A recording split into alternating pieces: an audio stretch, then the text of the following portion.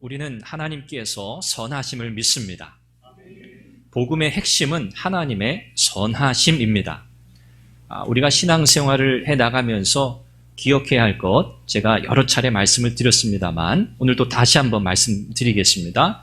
오직 하나님의 은혜 안에서 살아가는 삶, 이것이 신앙생활이라 말씀드렸죠. 그리고 이 은혜 안에서 살아간다고 하는 것은 우리의 구원도 하나님의 은혜로 되었고, 우리의 모든 신앙의 생활, 우리의 신앙의 모든 여정 또한 하나님의 은혜 가운데 이루어진다는 것을 믿는 겁니다. 그래서 우리의 모든 신앙의 행위, 우리의 수고와 헌신과 섬김과 모든 봉사, 이 모든 것들은 하나님께 인정받기 위해서 하는 그런 행위가 아니라 하나님의 은혜에 감사하고 감격하여 하나님 앞에 자발적으로 기쁨으로 올려드리는 우리의 삶의 그야말로 예배인 것이죠. 이것이 참 그리스도 안에서 자유한 성도들의 신앙의 삶입니다. 그래서 존 칼빈 종교개혁자, 그가 늘 그 삶의 모토로 삼았던 그 표현을 참 저는 좋아합니다. 여러분들도 이미 아시는 표현입니다만, 수고는 내가 하고 영광은 하나님께. 그렇죠? 이 고백입니다. 그래서 사도 바울의 고백이기도 했죠. 나는 아무것도 아니라는 거예요. 나는 아무것도 아니다. 오직 그리스도만이 영광을 받으셔야 한다. 이것이 성도의 삶입니다. 이것이 오늘 교회가 나아가야 할 바른 방향이라고 우리는 믿습니다. 오늘 바울의 전도 여정의 그 마지막 끝자락을 우리는 살펴보고 있습니다. 그가 이제 로마로 향하는 그 여정, 그 거의 다가온 그 마지막 장면을 오늘 우리는 본문을 통해서 보게 되는데, 이 모든 여정 속에서 참 바울이 얼마나 힘들고 어려웠을까. 바울의 그 삶을 보면, 물론 예수님 믿기 전에는 그가 세력이 있었죠. 힘이 있었죠. 지식도 있었죠. 사회적인 지위와 명예가 있었죠. 그러니까 거침없이 그는 자기가 믿는 바를 따라서 참 잘 살았던 사람입니다. 그러나 예수 그리스도를 만난 이후에 그의 삶은 완전히 바뀌었죠. 180도 바뀌었죠. 이제는 예수 그리스도를 인하여 고난받는 삶, 그 삶을 바울은 살아가게 된 겁니다. 그러나 바울은 그것을 기뻐한다, 그렇게 고백합니다. 왜요? 하나님께서 예수 그리스도를 통해서 그에게 베푸신 구원의 은혜가 얼마나 놀라운지, 자기가 겪는 고난과 고통, 모함과 핍박, 아무리 그런 것들이 거세다 해도 하나님께서 베푸신 은혜에 비하면 비할 데가 없다는 거죠. 그러므로 바울은 하나님의 은혜에 압도되고 예수 그리스도의 십자가 사랑에 완전히 사로잡혀서 그의 마지막 순간까지 그를 부르신 그 부르심의 사명을 향해서 힘있게 나아갔던 것을 오늘 우리는 잘 알고 있습니다.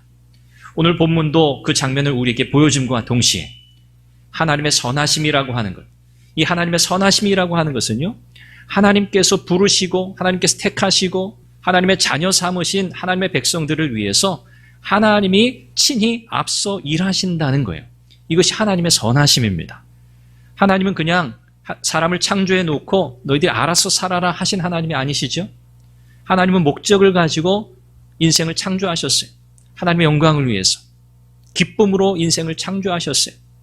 오늘 예수 그리스도 안에서 타락한 인생들을 구원하셨어요. 오늘 저와 여러분들을 그렇게 하나님의 자녀 삼으셨어요.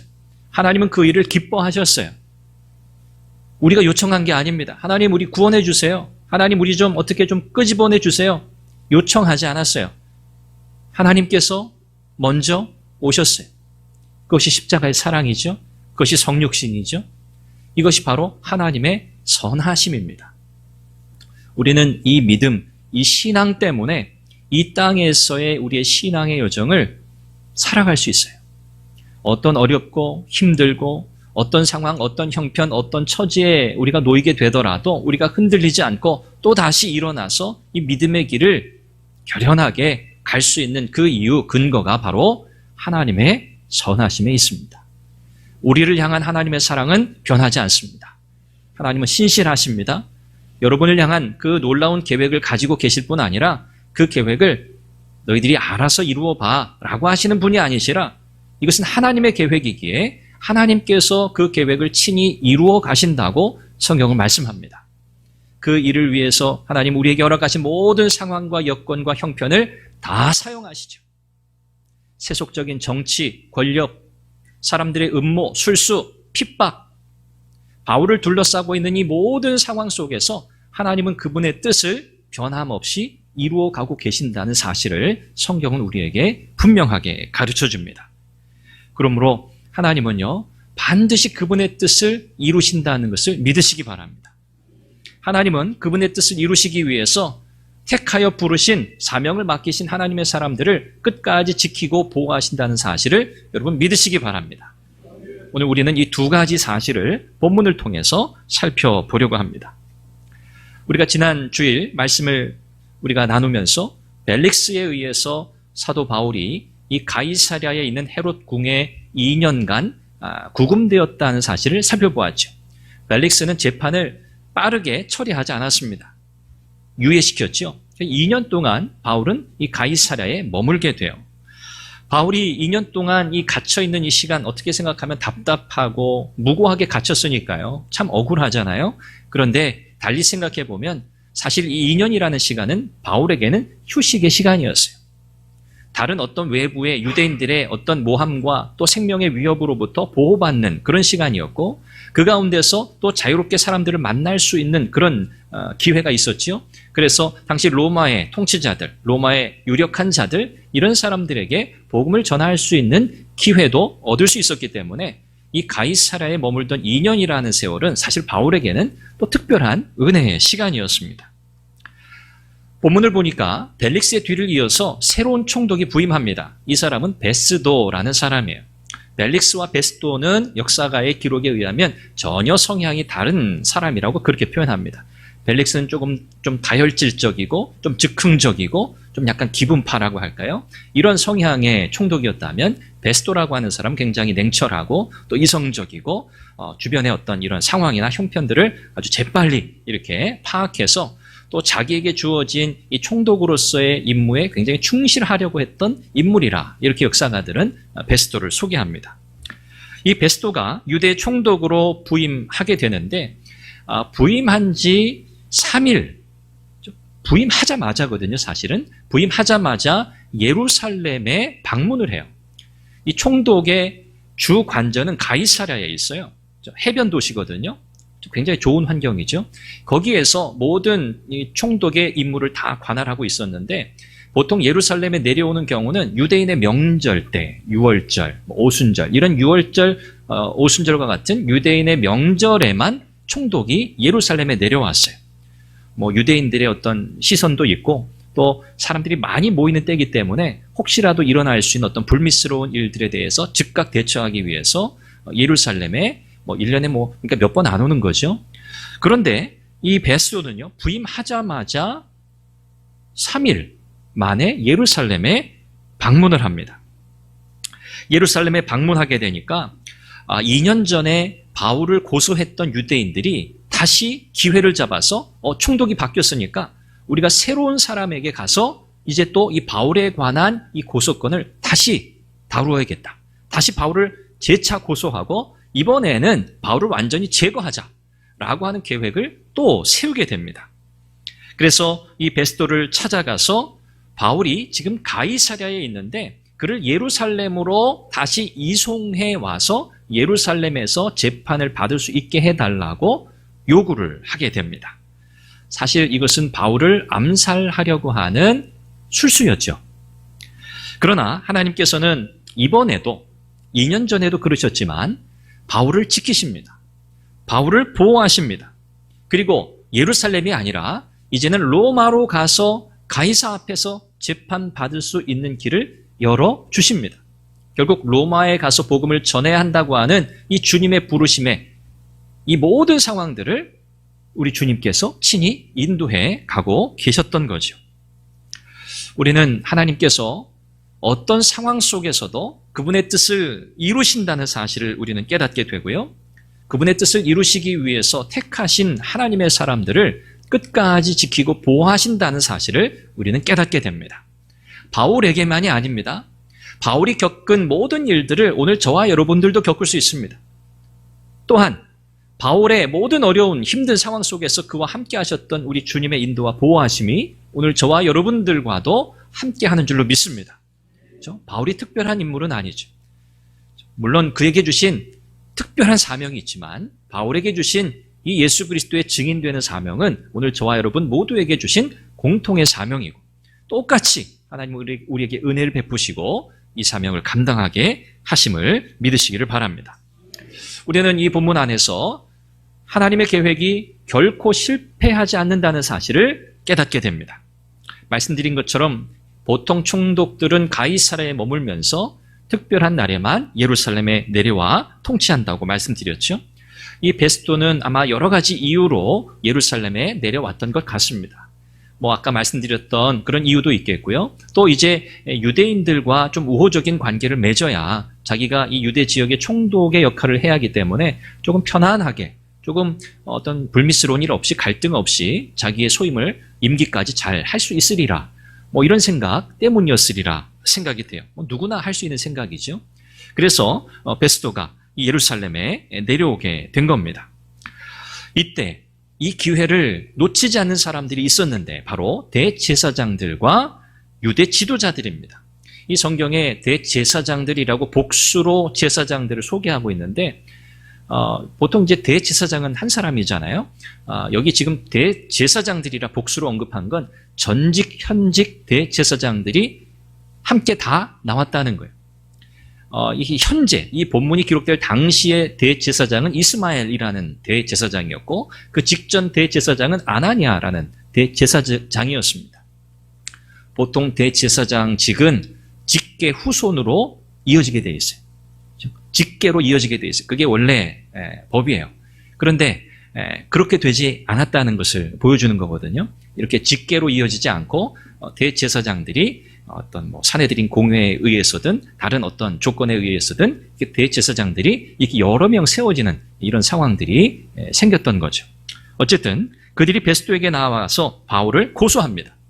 고소의 내용은 2년 전과 똑같아요.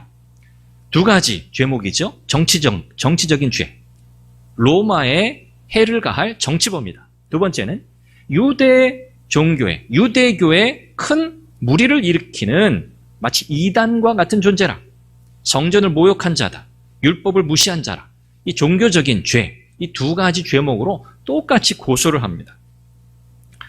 이 사람들은 여러분들 아시는 것처럼 합법적인 방법으로는 바울을 죽일 수 없다는 것을 잘 아는 사람들이에요. 이미 해봤잖아요, 한번. 그렇죠? 변호사까지 선임해가지고 했는데 안 됐잖아요. 그렇기 때문에 지금 이 사람들은 이를 갈고 있었던 거예요. 이번이 기회다. 이번이 아니면 절대 바울을 제거할 수 없다. 수단과 방법을 가리지 않고 이번에 바울을 제거해야 한다. 이렇게 생각하고 있었던 겁니다. 베스토는 지금 이 유대인들과 우호적인 관계를 맺어야만 하는 필연적인 이유가 있어요. 그러니까 유대인들의 요청을 사실 대체로 들어주게 돼 있어요. 무엇이든지 다 들어주게 돼 있습니다. 자, 그런데 지금 이 유대인들은요, 이 베스토에게 와서 무엇을 요청합니까? 바울을 가이사랴에서 예루살렘으로 좀 이송시켜달라, 예루살렘에서 재판받게 해달라고 지금 요청하고 있는 거거든요. 그런데 베스토의 입장이 난처해요. 왜냐하면 한편으로는 유대인들의 요청을 들어줘야만 자기가 편하니까 들어줘야 돼요. 그런데 또 다른 한편, 지금 바울의 지금 상태가 어떻습니까? 가이사랴에 구금되어 있는 바울은 로마 시민권자예요. 로마 시민권자에 대해서 불법적인 방식으로는 결코 재판을 할 수가 없어요. 지금 사실 증거가 없잖아요. 바울을 고소하는 일에 대해서 증거가 없거든요. 또 바울이 로마 시민이기 때문에 바울이 이 재판에 대해서 내가 유대인의 그 재판인 예루살렘 사내들인 공회에서 내가 재판을 받을 수 없다, 이건 불법이라 이렇게 이야기하면 아무리 총독이라고 해도 강제적으로 예루살렘으로 이송해 재판받게 할 수 없었어요. 그러니까 굉장히 난처한 상황에 처하게 된 거죠. 그 베스토가 머리를 막 짜냈겠죠. 이 상황을 내가 어떻게 좀 잘 해결해 나갈까? 그러다가 한 가지 제안을 합니다. 이제 자기가 한 8일에서 10일 본문에 그렇게 소개하는데 다시 가이사랴로 돌아간다는 거예요. 가이사랴로 돌아가는데 지금 바울이 거기에 있으니 굳이 다시 바울을 데리고 와서 복잡한 절차를 통해서 다시 재판을 한다? 이러지 말고 유대인들 가운데 이 재판에 대해서 고소하고 또 이 재판에 대해서 함께 참여해서 이 내용을 다룰 수 있는 대표되는 사람들 함께 가자. 함께 가서 가이사랴에 와서 재판을 받도록 해라. 이런 제안을 하게 되죠. 그래서 베스도는 가이사랴로 돌아가고 또 유대인들 중에 유력한 사람들이 가이사랴로 함께 가게 됩니다. 이 악한 사람들의 행태는 사실 일정한 패턴이 있죠. 악한 사람들. 그 마음에 악한 일들을 늘 도모합니다. 개인의 이익을 위해서, 사사로운 이익을 위해서 서로 힘을 합쳐요. 좋아서 합치는 게 아니에요. 나한테 유익하다 생각하면은 손을 내미는 거예요. 나랑 손잡자.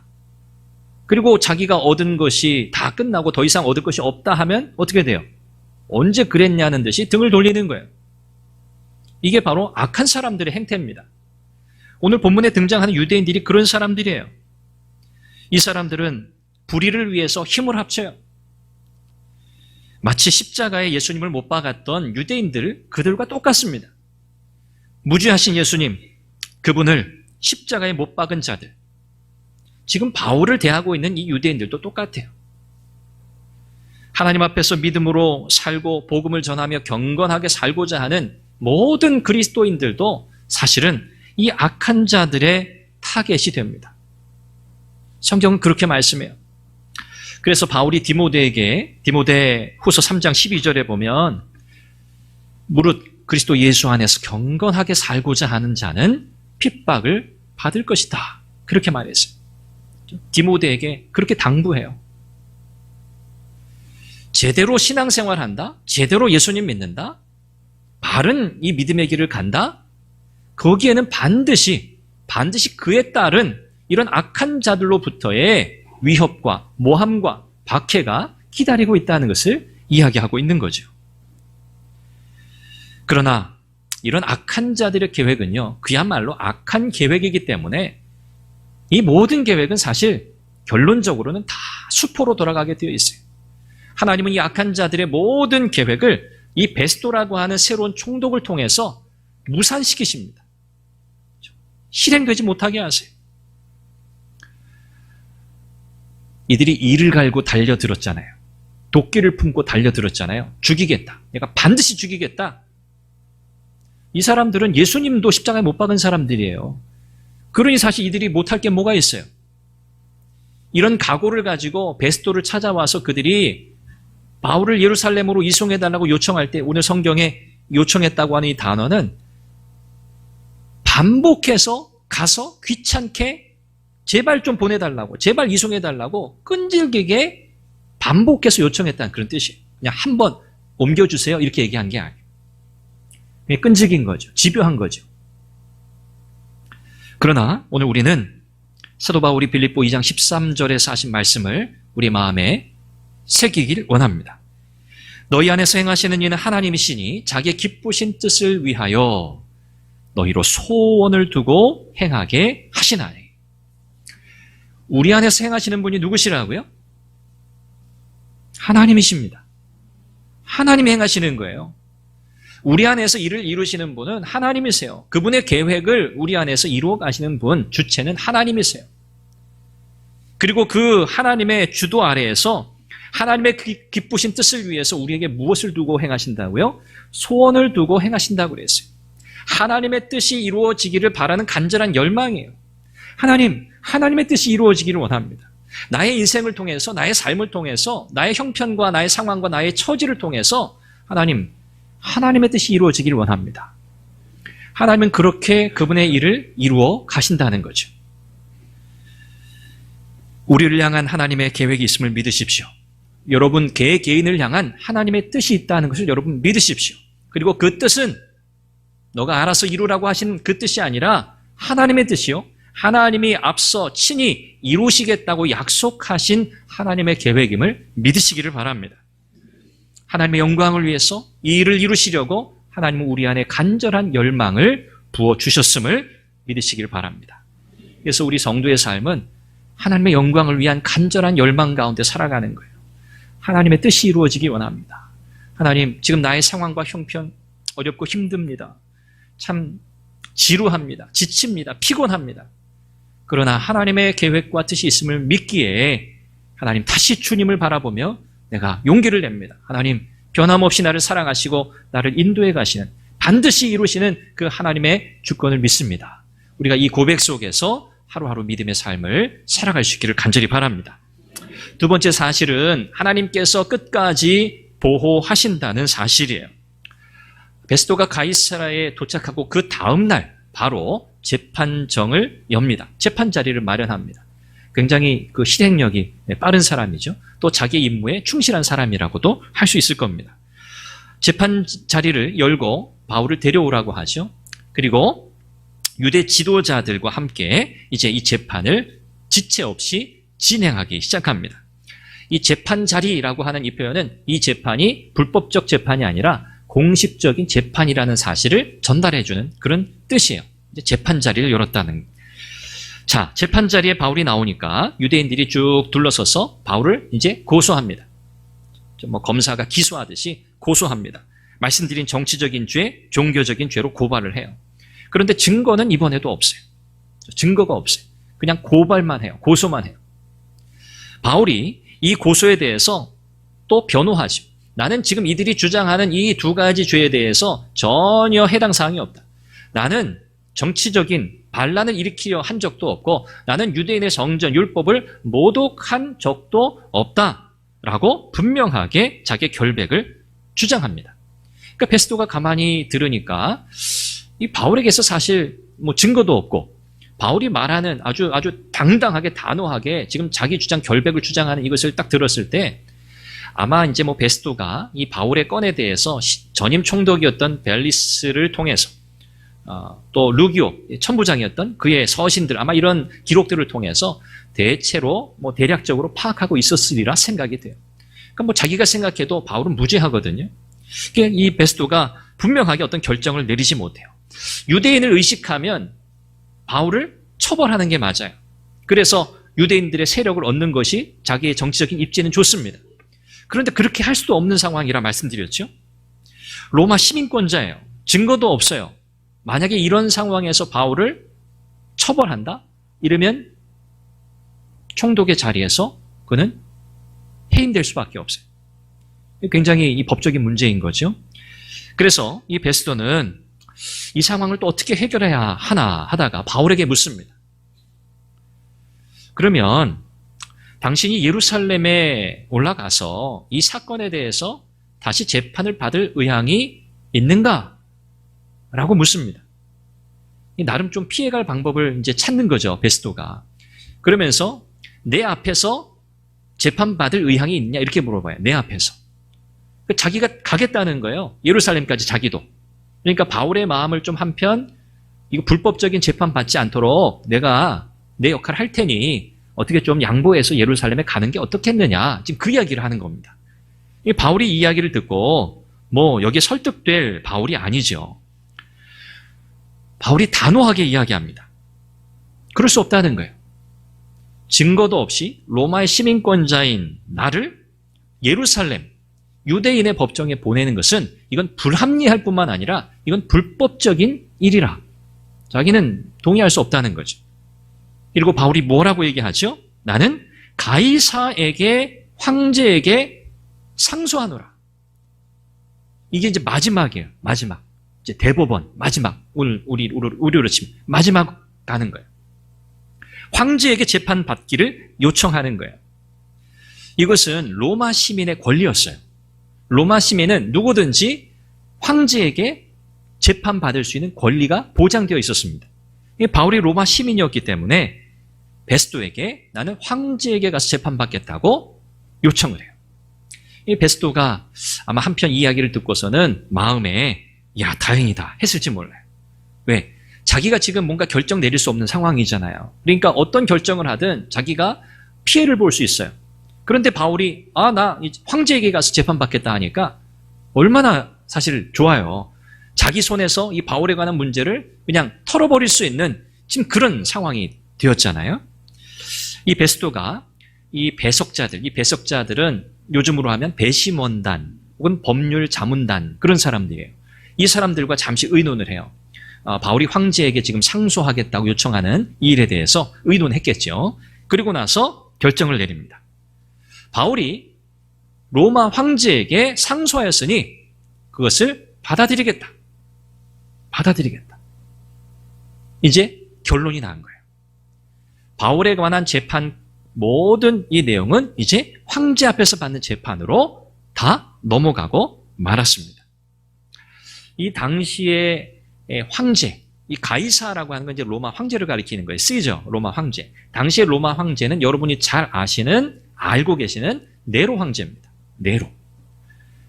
여러분 네로 하면 로마의 야수, 폭군 이런 사람이잖아요. 아주 엄청난 사람이잖아요. 근데 이 네로가 처음부터 그랬던 건 아니거든요. 한 5년 정도 이 네로의 스승이 세네카라는 사람이에요. 세네카의 굉장한 철학자잖아요. 이 선생으로부터 잘 배웠어요. 로마가 어떻게 나라를 다스리고 어떻게 통치하고. 그래서 5년 동안은 네로 황제가 굉장히 모범적인 통치를 했던 사람이에요. 그 이후에는 어떤 이유에서인지 완전히 사람이 돌변해가지고 로마 시내 그냥 불을 지르는, 그거 이제 다 뒤집어 씌우잖아요. 예수 믿는 자들이 불을 질렀다. 어쨌든 이 당시 네로 황제가 선정을 베풀고 있었을 때예요. 이 시기가. 바울이 내가 황제에게 상소한다라고 할 때 황제가 네로였고, 네로가 나름대로 모범적인 통치를 하고 있었을 때였다는 거죠. 역사적인 정황이 이제 그렇다는 것을 곁들여 그냥 말씀드립니다. 자, 결론이 어떻게 내려진 거예요? 바울이 주님께서 바울, 너는 로마에 가서 복음을 전해야 해. 이것이 주님의 명령이었죠. 바울에 대한 마지막 사명이었죠. 우리 주님은 이 말씀 그대로 바울을 어떤 모함, 박해, 핍박, 생명의 위협 속에서도 그를 지켜내셨어요. 정치, 세력, 권력자들을 통해서 바울을 보호하셨어요. 바울 편은 한 사람도 없습니다. 그렇죠? 유대인들 바울 편 없어요. 바울을 고수하는 자들 바울의 편이 아니에요. 벨릭스도 마찬가지고 베스트도 마찬가지예요. 바울 편 아니에요. 그런데 하나님은 그런 사람들을 통해서 바울이 로마 황제에게까지 갈 수 있도록 길을 인도하고 계신다는 것을 우리는 발견하게 됩니다. 이거 정말 놀라운 하나님의 인도하심이죠. 하나님의 보호와 하나님의 인도하심이라고 하는 것은요, 그분의 계획이 다 이루어지기까지, 그래서 우리가 하나님 나라 가는 그 순간까지 절대 멈추지 않습니다. 하나님 여러분들을 그렇게 인도하고 계시고 보호하고 계심을 믿으시기를 바랍니다. 하나님께서 악한 자들의 계획을 다 깨뜨리시고 바울을 건지셨고, 바울에게 맡겨주신 그 마지막 사명, 황제 앞에서 복음을 전하는 그 마지막 사명을 감당하도록 하나님은 그를 인도하셨음을 우리는 확인할 수 있었습니다. 바울에게 일어난 모든 일은 오늘 저와 여러분들에게도 일어날 수 있는 일입니다. 오늘 우리가 믿음으로 세상 속에서 바르게 살아가려고 할 때 수많은 적들이 있습니다. 수많은 적들이 있습니다. 정치적인 힘에 의해서 우리의 믿음을 압박을 가하고 하나님을 섬기지 못하는 자리로 우리를 끌어내릴 수 있습니다. 이미 우리는 그런 역사를 가지고 있는 나라잖아요. 그럼에도 불구하고 하나님의 계획은 절대 실패하지 않고 무산되지 않고 지금도 이어지고 있음을 우리는 믿습니다. 앞으로도 하나님은 그렇게 하실 겁니다. 오늘 우리가 숱한 고난과 고통과 모함, 박해 속에서도, 생명의 위협 속에서도 우리 각자에게 맡겨주신 사명, 또 우리 교회에 맡겨주신 그 사명을 우리가 감당할 수 있는 것은 제가 서두에 말씀드린 것처럼 우리를 향하신 변함없는 하나님의 은혜와 사랑 때문입니다. 하나님의 선하심 때문입니다. 하나님은 우리를 결코 포기하지 않으시고요, 우리를 그분의 영광을 위해서 사용하실 겁니다. 그러니 저와 여러분들은 겸손하게 하나님의 주권을 믿고 우리의 부르심에 대한 확신 속에서 흔들림 없이 이 믿음의 길을 걸어갈 수 있기를 바랍니다. 하나님의 선하심을 온전히 신뢰하고 하나님의 주권에 대한 확고한 믿음을 가지고 우리에게 주어진 어떤 상황 속에서도 능히 믿음으로 승리케 하실 주님을 의지하면서 담대하게 예수 그리스도의 증인이 되는 복된 삶을 살아가는 여러분들이 되시기를 주님의 이름으로 축원합니다. 기도하겠습니다. 우리 함께 기도하시오. 하나님 아버지, 오늘 우리는 이 복된 믿음의 길을 갑니다. 하나님께서 부어주신 그 은혜에 감사하고 감격하여 예수 그리스도의 증인되는 삶을 살아가게 하시니 하나님, 이 사명 끝까지 잘 감당하게 하여 주옵소서. 우리를 향한 악한 자들의 모함이 있을 수 있습니다. 정치적인 힘에 의해서 우리에게 주신 이 사명 감당하지 못하도록 방해하고 우리를 억누를 수 있습니다. 그러나 바울이 그 모든 상황 속에서도 담대했고 당당했고 하나님 의지하면서 흔들림 없이 주님 바라보고 나아갔던 것처럼 하나님, 우리에게도 동일한 은혜를 허락하여 주옵소서. 우리의 삶의 자리, 우리를 부르신 그 부르심의 자리에서 하나님 믿음으로 승리하게 하옵소서. 하나님의 선하심을 믿으며 끝까지 하나님을 영화롭게 하는 복된 믿음의 길을 걸어가게 하옵소서. 하나님의 보호와 인도하심을 신뢰하며 이 믿음의 길을 담대하게 가게 하옵소서. 우리가 이 제목으로 우리 함께 소리내어 기도합니다. 자비하신 아버지 하나님, 은혜와 사랑을 감사합니다. 하나님, 오늘 특별히 이 말씀을 통해서 하나님께서 택하시고 부르시고 하나님 은혜 가운데서 지키시는 하나님의 백성들, 그들의 삶 가운데 하나님 영광스럽게 하나님께서 그분의 하나님의 일들을 이루어 가신다는 사실을 오늘 말씀을 통해서 우리는 다시 한번 깨닫고 확인했습니다. 하나님, 우리를 향한 하나님의 계획이 있음을 믿습니다. 교회를 향한 하나님의 계획이 있음을 믿습니다. 그 하나님의 뜻과 계획은 실패가 없으며 하나님 반드시 하나님은 이 일을 이루기까지 택하신 하나님의 사람들을 보호하시고 인도하심을 믿습니다. 하나님께서 우리가 걸어가신 이 복된 믿음의 길, 하나님 끝까지 신실하게 걸어갈 수 있도록 인도하여 주시옵소서. 어떤 반대에도 어떤 방해에도 하나님의 뜻이 반드시 이루어짐을 믿으며 하나님의 뜻을 이루시고자 우리를 부르셨음을 확신하며 나아가도록 인도하여 주시옵소서. 자비하신 아버지 하나님, 우리를 향하신 하나님의 그 놀라운 계획, 그 뜻을 인하여 하나님을 찬양하고 영광을 올려드립니다. 우리를 은혜로 구원하실 뿐 아니라 하나님의 영광스러운 그 일들을 우리에게 맡겨주시고 그 일을 감당할 수 있는 힘과 능력을 변함없이 부어주심을 감사합니다. 하나님의 계획과 뜻은 어떤 반대와 방해에도 반드시 이루어짐을 믿고 나아가게 하여 주옵소서. 하나님의 뜻을 이루시려고 우리를 각자 삶의 자리 가운데로 부르셨음을 확신하고 하나님의 보호와 인도하심을 신뢰하며 담대하게 복음을 위해 살아가는 선한 교회 믿음의 지체들이 다 되게 하여 주옵소서. 예수님의 이름으로 기도합니다. 아멘.